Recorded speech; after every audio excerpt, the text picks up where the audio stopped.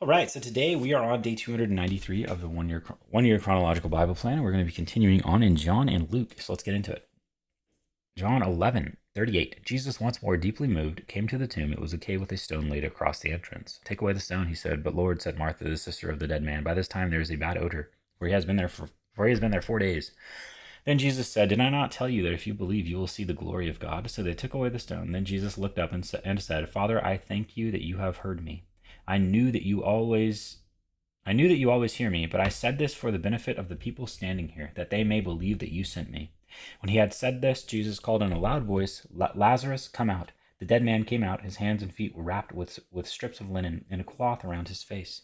Jesus said to them, Take off the grave clothes and let him go. The plot to kill Jesus.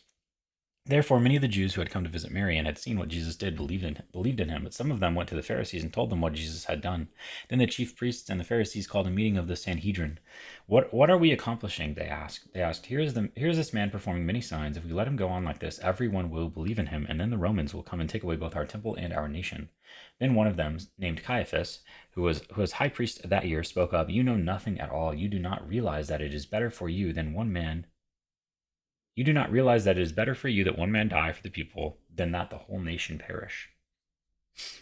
He did not say this on his own, but as high priest that year, he prophesied that Jesus would die for the Jewish nation, and not only for that nation, but also for the scattered children of God, to bring them together and to make them one.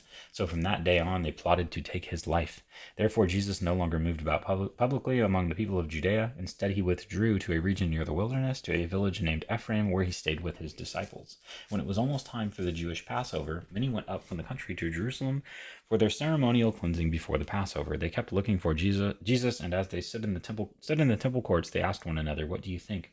Isn't he coming to the festival at all? But the chief priests and the Pharisees had given orders that anyone who found out where Jesus was should report it so that they might arrest him. Luke 17:11. Now, on his way to Jerusalem, Jesus traveled along the border between Samaria and Galilee. As he was going into a village, 10 men who had leprosy met him. They stood at a distance and called out in a loud voice, Jesus, Master, have pity on us. When he saw them, he said, Go, show yourselves to the priests. And as they went, they were cleansed. One of them, when he saw he was healed, came back, praising God in a loud voice. He threw himself at Jesus' feet and thanked him, and he was a Samaritan. Jesus asked, Were not all 10 cleansed? Where are the other 9? Has no one returned to give praise to God except this foreigner? Then he said to them, Rise and go, your faith has made you well. The coming of the kingdom of God. Once, on being asked by the Pharisees when the kingdom of God would come, Jesus replied, The coming of the kingdom of God is not something that can be observed, nor will people say, Here it is, or there it is, because the kingdom of God is in your midst.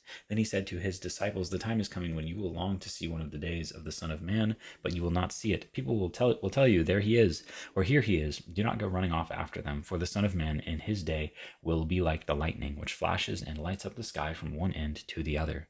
But first he must suffer many things and be rejected by this generation.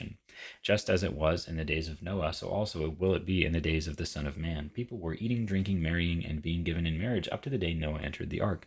Then the flood came and destroyed them all. It was the same in the days of Lot. People were eating and drinking, buying and selling, planting and building. But the day Lot left Sodom, fire and sulfur rained down from heaven and destroyed them all.